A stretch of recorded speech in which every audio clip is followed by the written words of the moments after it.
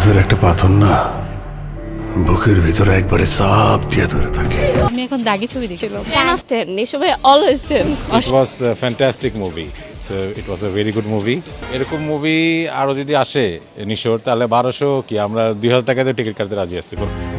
ঈদের দিন থেকেই আফরান নিশোর দাগি ও শাকিব খানের বরবাদের মধ্যে চলছিল শয়ে শয়ে টক্কর। সো দর্শক, কেমন ছিল আফরান নিশোর দাগি? আফরান নিশোর দাগি কি পারলো দর্শকদের আশা পূরণ করতে?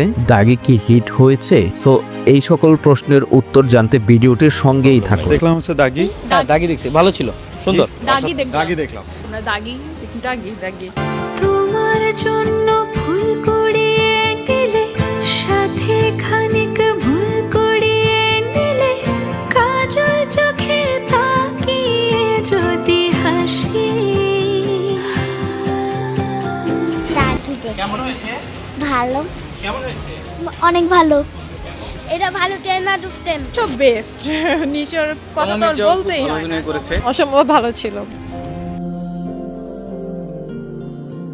ছুঁয়ে যা আদরের এই উপহার। জেল থেকে আমি অনেক আশা নিয়ে বেরিয়েছিলাম যে সবকিছু হয়তো ভাগের মতো হয়ে যাবে,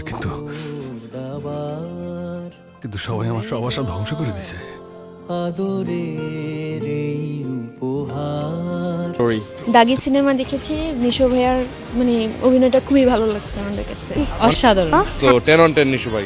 তোমাদের চোখে থাকি, সমাজের চোখে থাকি, যতবার খুশি মারো তবু বারবার জাগি। অনেক ভালো দেখেছি, বাংলা ছবির মান অনেক মানে আগের চেয়ে অনেক উন্নত হয়েছে। না, অনেক ভালো। Story line is good. Director অসাধারণ একটা মুভি বানিয়েছে, ডিরেক্টরও প্রশংসা করতে হবে। It was fantastic. It was very good movie. কাহিনীটা mesmerizing, অভিনয় excellent.